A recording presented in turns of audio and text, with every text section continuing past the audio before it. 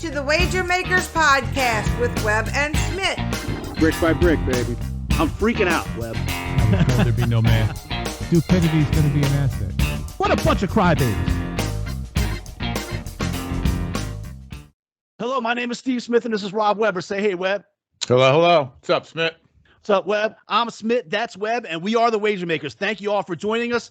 Man, Final Four coming up right around the corner, Webb. Things in New Orleans here are getting going. If we can just get through today without any tornadoes or anything, we got another one of those tornado watches going on, just like that happened down here a week or so ago. So that's why we're trying to get this podcast in early today before we lose internet and everything else. So hopefully we can get through that. And then great matchups here in New Orleans, Webb. The blue bloods of college hoops. Yeah, no doubt. I don't know if I'd put Villanova in that, but obviously Villanova's had some success. But obviously when you have Kansas and Duke and North Carolina, it's the best of the best, Webb. I know your Tar Heels are here. What are your thoughts on this? Chomping at the bit, man. Chomping at the bit. I can't believe it. I mean, this is one of those things I was at work today, and the guy's a big Tar Heel fan, and he was actually at the game on Sunday, and I can't it's still amazing to me.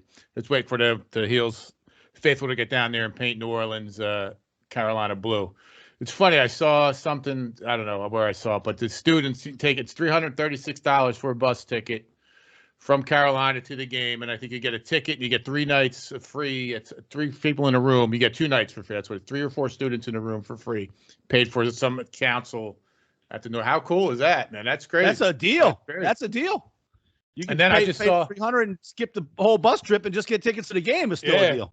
Right, and then I saw that dude Eric Church. I don't know if he's a country singer. I guess he's a big Carolina fan. I know he was at all the games, and he has a sold-out show in Texas that he canceled, literally canceled it, so that to go to the Final Four on Saturday. So kudos to him as well. And you mentioned the Well, it's not often I text you during the week and you're like, dude, I'm there. Like going into Carolina. I think they played Saturday or Sunday, and like, dude, I'm nervous. That's that's when you know it's for real. It's not just about the money. This is Webb's boys from back in the day. I like Villanova, but I don't know with their injuries they might be down and out. And also, Webb, we'll talk about our bracket pool is coming down to the nitty gritty. But few people have a chance to win still in that.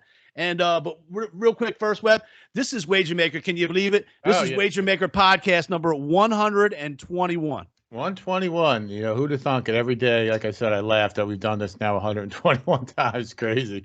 21's fairly easy too. It came right to me. Deion Sanders.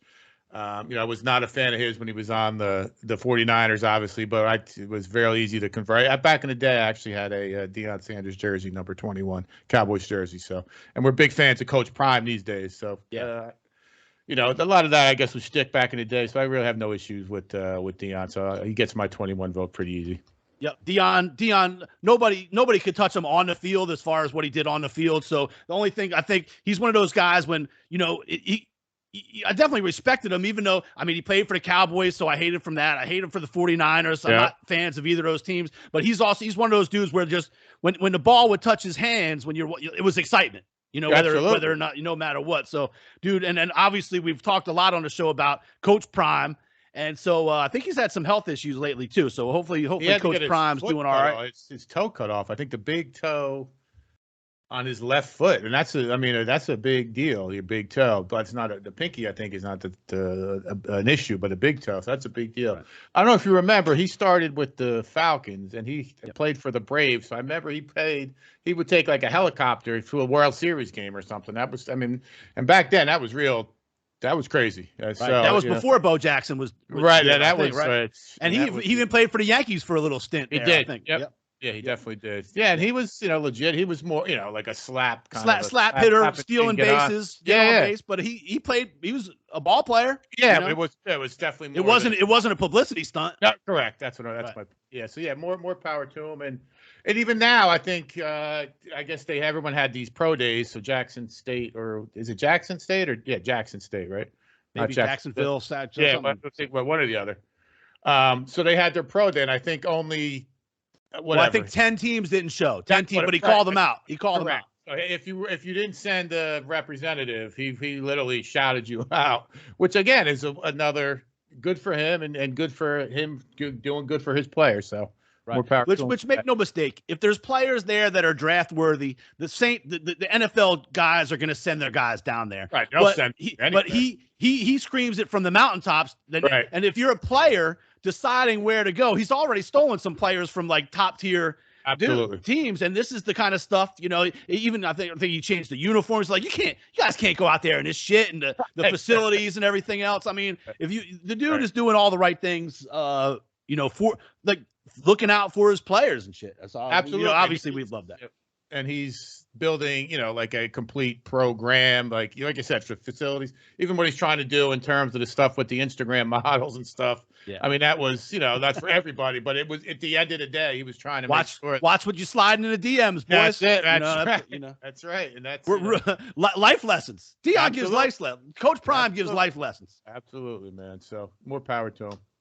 All right, so let's talk a little bit about the Final Four games themselves. Right now, we're looking at looks like Kansas is -4.5, and the total in that game is 133.5, and then Duke is looking at -4, and the total is 151. Webb, do you have an unbiased opinion on the Duke North Carolina game? I do not at all. I mean, that's not something I can do. I think Duke is playing well. I think they're probably playing out of the four. I would say they're playing best. I'd probably say Kansas is playing next, but then how can you just dispute any of these teams winning these games, these amount of games on some? I mean, Carolina beat Baylor, so I mean that's so. I think Kansas probably had the easiest route, and they looked like they kind of caught a break here now with the injury to the kid. So I mean, out of those two, what are we? I guess four different chances over under, and then either team front. So I guess maybe 8 chances. The thing I like the best is Kansas. Right. Duke Carolina, I couldn't touch with a 10-foot pole. So I like Kansas. I like Kansas game. Like I said, I think Kansas overall, and I'm a Villanova fan. I think Kansas overall is a better team than Villanova is right now. And Villanova had some trouble scoring in that last game, but they were able to D up themselves. Yep. But that loss, I mean, they only play, I think Villanova regularly only goes about 7 people deep. It's real games. Short. Yep. And Carolina they lost this one dude. Carolina. I think he might be their second highest scorer, or up there with that, and definitely in minutes and all that kind of stuff. So certainly and Villanova is one of those teams that has a lot of guys do a lot of different things. So if you lose one of those pieces, you're losing a big deal. So yeah, like it seems like they kind of all wear a different hat. Right. They all wear like several hats. They all share a burden, so that's going to be. They all crash the glass. They all play D because there's not really one big guy they can all handle. They can all shoot a little bit. They do things, but I think I like Kansas minus the 4.5, but I'll have no problem taking North Carolina +4 in this game. And in fact, well, we'll get into our bracket pool in a minute. But I'll be rooting for North Carolina. I'll be rooting for Kansas to a certain extent, and then But the only drawback I have about North Carolina, they started off a little slow and they had a real good second half. Really, the only blemish they've had in the last several weeks is that they got knocked off in the ACC tournament. Other than that, they've been really smoking lately. I mean, it's been a different team since mid-season. I mean, they lost a couple in a row. I think Virginia Tech beat them by 20, and then Wake Forest, I think, beat them by 20 there. I mean, earlier in November they got beat soundly by. Kentucky thrashed them in Vegas, and then that was way early though. Devin and I saw them up in Uncasville at the Mohegan Sun, and they got beat pretty good by Tennessee. And then Purdue beat them. Purdue played very well. That Duke win was crazy, and now they're again that 20-point. That Baylor game. You got to take with a little grain of salt, just because the dude got tossed on that, which was weird, and then Caleb Love got fouled out, so that was weird. But giving up the 20-point lead or whatever it was a little bit of a blemish. But all that matters is, win in advance. That's it. Right. Man. The only thing about this game that scares me for North Carolina is how bad of a thumping they put on North Carolina in Coach K's last game at home against Duke. Against the thumping they put on Duke and Coach K and Coach K's grand farewell party and all that kind of stuff, and North Carolina went into Duke and just thumped them, and so I think payback, the revenge, as they say in the old time, against the spread, the touts used to say, oh, this is a revenge game. So I believe the older we get, the less and less I believe in that type of shit. It's funny with Carolina. I didn't know what to expect for this team, and with the new coach and everything, Hubert Davis, and I was kind of, I benefited the doubt when the hire was made, and Devin and I saw him early on. They did play hard, but they got smoked, by Tennessee by 22 in the consolation game in that tournament up there, and then there was some thumpings. Someone else beat them pretty good besides Kentucky, and then those 2 losses, and then I'm like, you know what? They started playing well. I saw some improvement and buy-in and just from the earlier part of the season, January till we got to the end into March. So there's a completely different team. So I don't want to say I was satisfied, but I was hopeful and that we're kind of going in the right direction. And then they came the Duke game, and I was like, damn, all right, this is ready. This is successful. We ruined that, so this is successful. And then we got into, the conference play too. I wasn't too concerned about that. Typically, even if be Roy Williams fan, he was never really, he didn't think they should play the conference tournament. So it's always been downplayed in Carolina. And then, we win. I'm like, okay, let's win a tournament game. And then we win a tournament game. I'm like, okay, cool. You know what? We can win this next game. I mean, you and I think we talked about who we were picking and said, I'm like, Carolina's going to beat Baylor. Like, oh, Homer.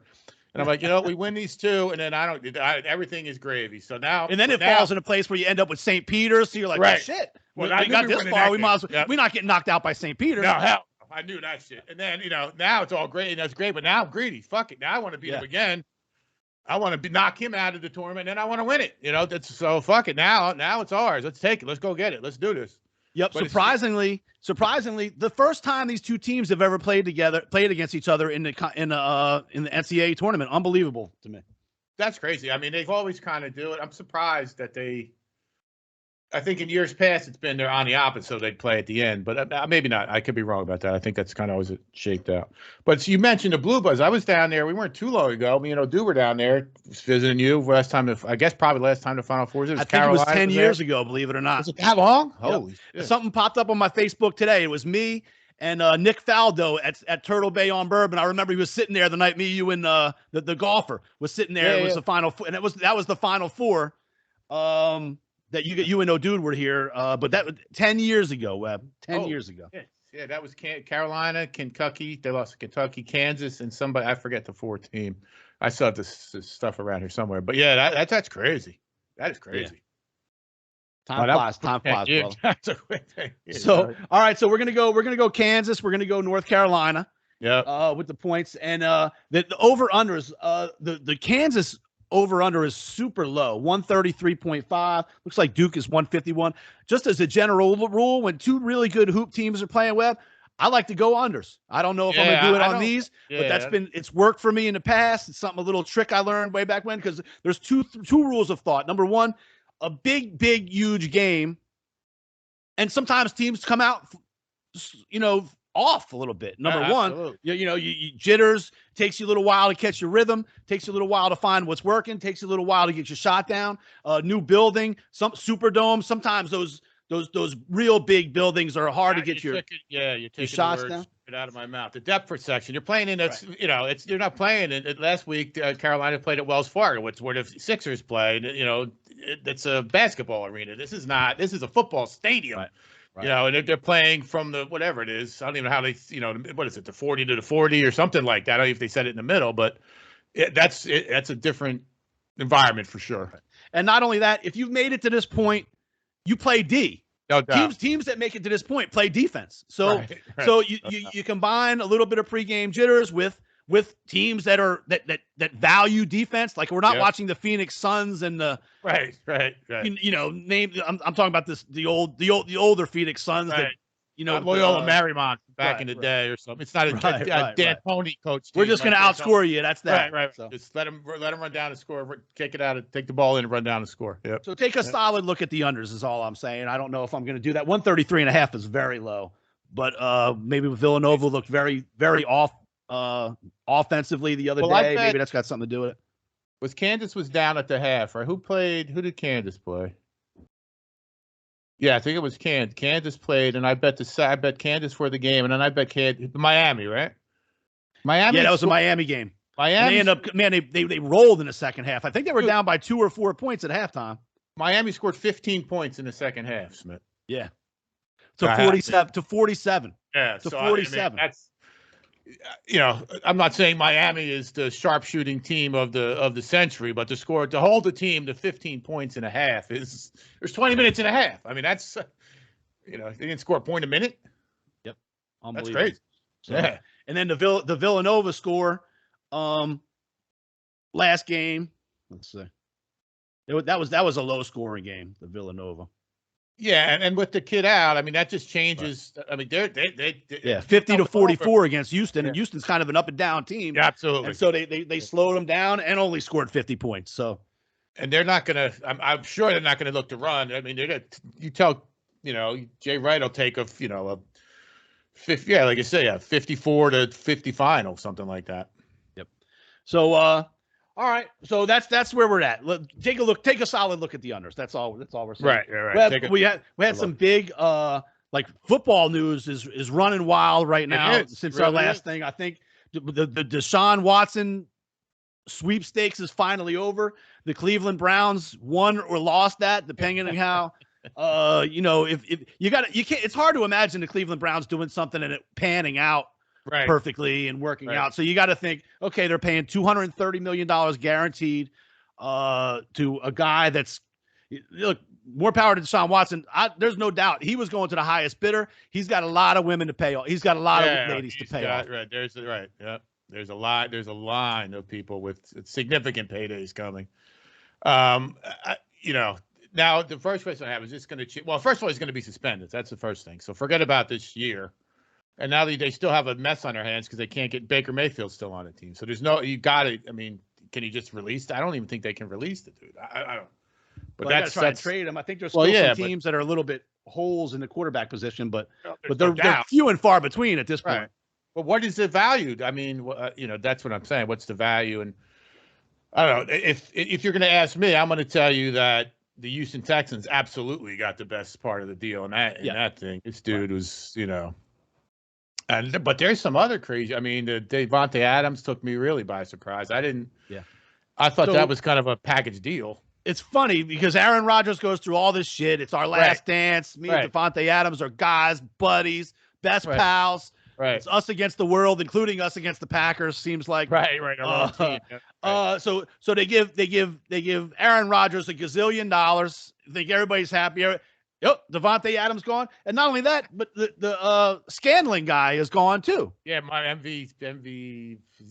Yeah, he's just Marquez Van. He went to Kansas City. Kansas City, right?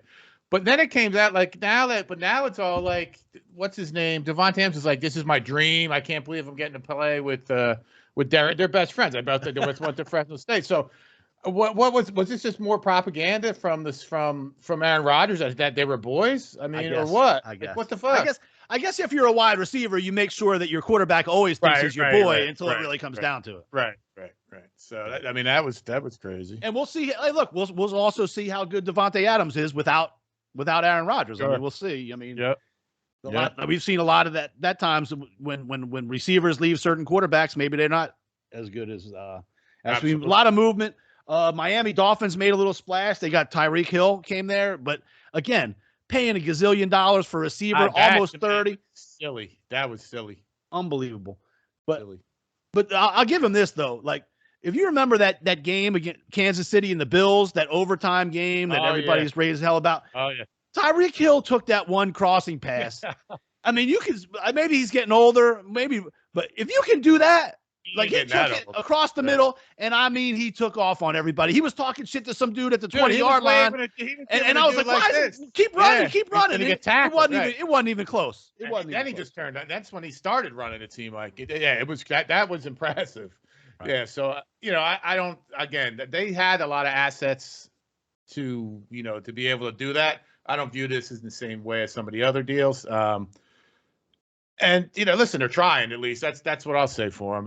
They did have the assets, so let's go for it. At least again, and the good thing about it is they're going to find out what they got with Tua.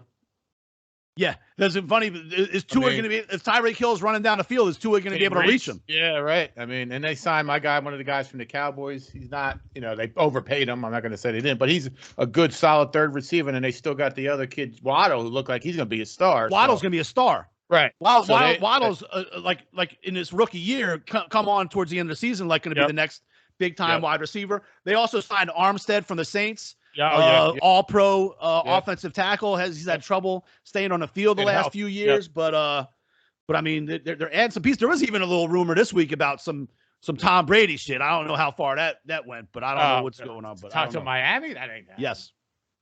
Yes, to Miami. That might have been baloney. Yeah. Malarkey. And then they kept, what's the tight end's name? Gesicki or something like that. He's good too. So they kept him. So they got, I mean, on offense, and their defense was good. I mean, I like the unders in Miami last year. So, I'm a fan of teams that are trying at least some type of, it's all crazy. The money is absurd. But they had like I said, they had all those from the Laramie Tunsil trade. I think they had a bunch of stuff. So this to me wasn't as crazy as what the Broncos did or as what the Browns did. All right. So speaking of Broncos, they pick up Russell Wilson. Obviously, that instantly puts them in. It seems like they've been just a quarterback short of having a good team for forever, other than when they've had Peyton Manning or somebody else in between. Yep. It's Colts picked up Matt Ryan.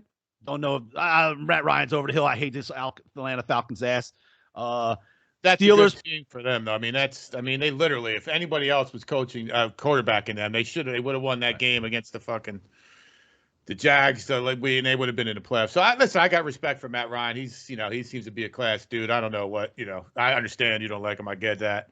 But I got no ill will, and I got no ill will towards the Colts and the AFC. I'll tell you this: the AFC is stacked, and I'll tell you who I like in the fucking AFC: the whining ass Bills. I hope they lose every game. I hope that every game they have goes to overtime, and the dude throws a pick every time. All right, let's get into that. NFL just came out yesterday, said Webb new overtime rule. So let's just start. We grew up with the Southern death. I get it. We're old fucking farts, and we like the things the way that we used to like them. And that's what we're used to and all that shit. So the year the Saints kicked a field goal to beat Minnesota to go to the Super Bowl in overtime, that year they changed the overtime rules that off season so that everybody could touch the ball. Right. Or unless you get a touchdown. Right. If you take the ball, you win. It's the toss. You get the ball. You go down, score a touchdown. You win. Right. So they changed that then. Now now both teams are going to get a chance to touch the ball no matter what. Webb. I don't. But only in the playoffs, not in the regular season. Only in the playoffs. Right. So what happens? I can't stand this. I really can't. So what? Like, does the game ever end? I mean, is there a winner? How does someone win? And let's just say one team gets a touchdown, the next team gets a touchdown, and then a field goal. Is it right? Is that fair? And then if they kick a field goal the next time, the third possession. What about does the other team get to have a fourth possession? I don't understand that. And once that happens, the next offseason, are they go, well, everybody's going to have two possessions. Right, exactly. The team that loses is going to whine and cry and say, okay, it wasn't fair. How about all they had to do was get a stop? How about you play defense? Like, I think at one point there was 18 seconds left in the game. They were at their own 20 or something and went down the field. Something ridiculous. Yeah, that's what they had to do it then. Right. They continue bid in overtime. Get a stop in regulation on some ridiculous. Right. I think it was 13 seconds as a matter of fact. I just talked about the play. Tackle Tyreek Hill at some point. Right. Cover him. Get him out of bounds. Push him out of bounds. Right. I don't know. It's just this is more, I think, Webb, this is generations of everybody gets a trophy. Everybody's got to play. Everybody's got to do this. Speaking of everybody playing, Webb, we haven't talked about it, and there's a lot of quarterbacks we're going to talk about, but we haven't talked about it. But I wanted to get your take on this. Here's the way I see it, Webb. We talked about this, the women's swimming athletics. All right. Now here's the way I see it. We've been doing this 121 episodes now, Webb, and we've kind of done it sometimes with delicate gloves, as if we are already getting paid by ESPN. As if someone's listening. Right. right. Exactly. So the way I see it, we might have one more good football season of this show left remaining, unless we just decide we love doing it every week. Right. And we do it to the point where until we're old and in the grave that we're going to continue this show. Right. But unless I become Barstool Sports in maybe one more full football season, let's say, what's the point of holding our tongue? No, I couldn't agree more. Right. All right. We might as well go down with our heart on our sleeve and telling what like this. Right. Webb, how politically correct is the world where it's just allowed for a dude to swim with women in sports and win the gold medal and break women's records?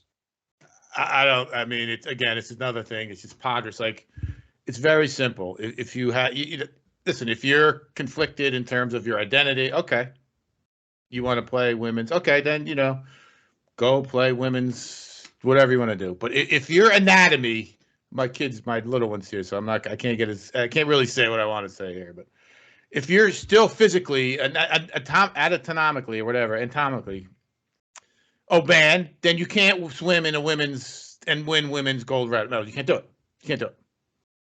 If you want to commit and go get some type of surgery and transform and do the whole, Wheaties box thing, that's on you.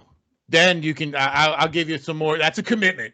But if you're going to stay, physically one way and then still say you're a woman, you can't compete and reap rewards of that. Yeah, and even if you did go ahead with a surgery or something, that you still have genes and chromosomes and muscles of your body. I just don't get how like everybody I talk to looks at this, and maybe I live in a bubble, and looks at this and says it's just freaking ridiculous. I mean, where are the people? Supposedly everybody's into women's rights. Where's the rights of the women that have trained their whole life to be in this position, just to be a senior in college and have some dude swim past them? These are young ladies that are losing to a grown man. And everybody's afraid to say something except the wager makers, Webb. This is over. The politically correctness is over. That's right. We are the voice of the people. We are the voice of the people. I mean, if it comes down to it, so we'll lose some listeners. Hopefully I don't lose people going I'm not going to that guy's bar, but I think most people I talk to say, look, I don't care. This is not like serving drinks, no that shit. Let's just say this. Let's for the sake of just sanity, I think. Right. Let's just say here's the requirements. And you start out by asking a simple question. Right. Were you born with a penis? Right. Or were you born with a vagina? Right. Let's just start there. There's only two options. Start there. And then for the 0.00001 people that were either born with two penises or two vaginas or neither or one of each. Right. Or one of each. Let's just start. We'll make an exception. We'll figure that out. We'll take that on a case by case basis. Right. And let's just answer the question: were you born with a penis or vagina? And other than in sports and maybe a couple other things, other than that, I don't care. You can sleep with who you want. You can dress however you want. You can get any job. You can say love. Yep. Whoever, love is love, Webb. Love is love. First say that. Love is love. That's right. You can love whoever you want. You can sleep with whoever you want. You can do whatever you want. You can do it in public. You can do it at home. I don't care. No doubt. Do whatever you want. Live your life. Live your life. Just don't bother anybody. Right. That's pretty simple rules I have in life. But you can't swim with the fucking girls and win and stand at top of a fucking podium. No, that's for damn sure. No, you can't. That's right. It's pretty simple. It's really not hard. Nobody will say it. ESPN. Nobody. No, they watch. They do the shows and the guys. I don't know what his name. Terry, Larry. I don't know what his name is. Right. But it's just absurd, and that nobody will talk about it. Can't call it out. And no. Nobody will talk about it. And so many things in life these days are like this. You can't just talk common sense without being labeled or whatever. And like I say, we got one good football season left in us. We're not. Right. I'm not making a fortune off this anyway. So let's just be real for a year. Yeah, absolutely. Until we get to number 222. Yeah, let's just fucking be real. That's it, no doubt. And we're gonna go down being ourselves. Like if we were having a beer at the fucking bar talking about this shit. That's it. All right. I agree. So let's talk about another pool real quick. The Wager Maker bracket pool, Web. We're going to talk real quick. First of all, I had Kentucky going all the way. Everybody knows that. I caught lots of hell from the people that I talk shit to on the regular about my team losing in the first round. First round. Yeah, St. Peter's. And let me say this. In all the years I've been doing this, now I've run these, I've been in them, you two, 30-some years of being in bracket pools, several every year, everything. I've never seen a bracket pool where a team that didn't have the champion, and they're set up to really, with the points wise, absolutely. It's tiered. You really need the champion to win. Right, to win. Yes, correct. Well, let me just say this. Right now, I'm in first place, Webb, of the Wager Makers pool. Nice. And my quick look at how it all plays out and teams that are close enough to me to pass me. If North Carolina plays Kansas, which is very possible. Absolutely. And North Carolina beats Kansas, which is very possible. I will win this pool. There you go. I just want to say that would be amazing. It would save us $500. Sure would. It would be great. But I want to go to set out. Looks like the ones that really are in contention. Jim Smiley, he's got Duke playing Villanova, and he's right behind me. He would, if Duke wins, it looks like Jim Smiley would probably win. Yeah. Yep. If Kansas wins, it looks like Robert Lawson probably is going to win. I would have to look at that. Yes, I believe so. Marty Johnson's close with Duke, but because Jim Smiley's ahead of her. Yeah. And then other than that, I mean, a lot of teams like all the Arizonas, the Baylors, the Gonzagas, they're all pretty out of it. So there's only a few teams left, but there's 4 teams left. I just need 3 teams to break the way I need to save us $500 and to well, you know, Carolina's going to get it done. They're going to take care of us. You know that. Heard that. And then I just need Kansas to beat up on my Villanova squad, and we'll go from there. Yep. All right. So anything else we want to the quarterback thing's fall into place. Wentz goes to you got to love that move. Wentz goes to Washington. That's what. Yeah. I mean, I understand the desperation, but I couldn't. You know, that dude. Like I said, I still can't believe what happened in that last game against the Jacksonville Jaguars. I mean, the Jaguars didn't want to win that game, so I don't know. That's just crazy. You can't blame the one person, but I don't know. That's crazy. I don't know. The dude's first of all, he's got to be mentally shot. I mean, you know, I'm sure he feels better when he checks his bank account, but this is, I mean, you know, he's got to be like, I can't do this shit. And did you see how he went to the press conference? He looked like fucking Ronald McDonald. I didn't see. He literally had like a yellow blazer on with or vice versa, or maybe a red blazer and like a yellow thing. And trying to look like Washington. Yeah, I don't know what it was crazy. It was crazy. So the McDonald's colors and the Washington colors are very similar, I guess. Exactly. But you could go with that old gold and that maroon looking that kind of Washington goes with. You don't got to go Ronald McDonald to that. Yeah, he wasn't pulling it off. Obviously, we talked about Drew Lock goes to Seattle. Trubisky to the Steelers. Him and Haskins, I think, are going to maybe battle out there. Haskins. He'll be coaching high school. Your guy Amari Cooper goes to the Browns. Saints. I'm thrilled that the Saints kept with Jameis Winston. He won me over last year. I felt terrible when he got hurt. He was 5-2 when he went down. They didn't sell their souls to pay Watson and figure out a way to get Watson in here, even though they tried. I think it worked out for the best for the Steelers. Falcons picked up Mariota the other day, I think. Miami even picked up Teddy Bridgewater as kind of a backup. Saints picked up Andy Dalton as a backup. Good, solid, quality veteran backup. I'm down with that. I liked him on the Cowboys. Yeah, he was good. All right.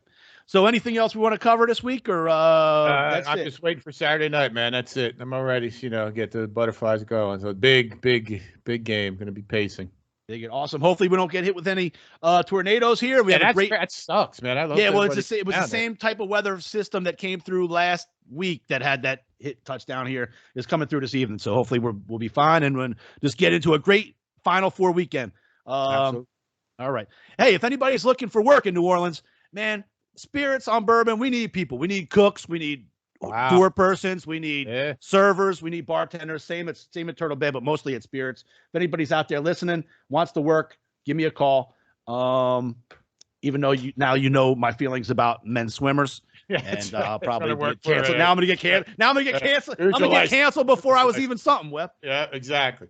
Well, if we did Barstool Sports this weekend, we'd be all right. You should have had him hooked it up. We might lose our sponsors. Thank you to Will. Before we do, thank you to Wilbur Investigations. Thank you to the Buffalo Grill, Little Rock, Arkansas, Buffalo Grill.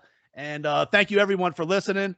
We'll have our picks out. Check our picks out. We are hot. We had a good couple. Oh, man, weeks. We've been doing good. Regardless of what my and Smith's bracket pool says, we've been doing some winners. We've been collecting. It's been pretty good. And a good thing that's happened for both of us is our winnings, even our bad weeks, our good weeks are surpassing them. Typically, anyone who's been doing this as long as we have, you know your bad weeks are typically greater than your good weeks. So we got the opposite going out. But knocking on wood about those bad weeks anyway, because we're rolling. Yep. And as soon as we're done here, Devin is going to tell you what to do on YouTube. Hey, look, get going.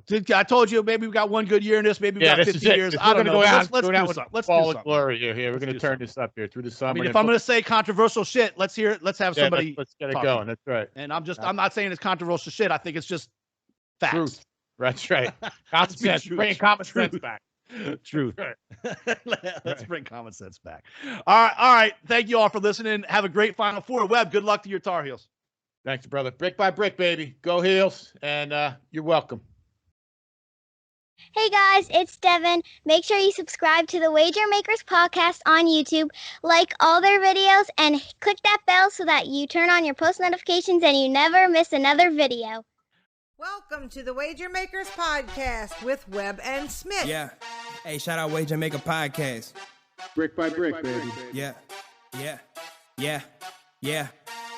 Here comes the Wager Maker Here Express. I go. I hear y'all sick of losing money cause y'all don't know how to bet. Better hit that Wager Maker podcast with Smith and Webb. They gon' show y'all how to do this. Take these notes like y'all some students. Y'all can't seem to pick them right. Well, tonight y'all lucky night. It's that Wager Maker podcast. Wager Maker podcast. Wager Maker podcast. Your bookie getting sick cause we built this brick by brick. It's that Wager Maker podcast. It's that Wager Maker podcast. It's that Wager Maker podcast. Come and place your bets with that WM Express. Let's go.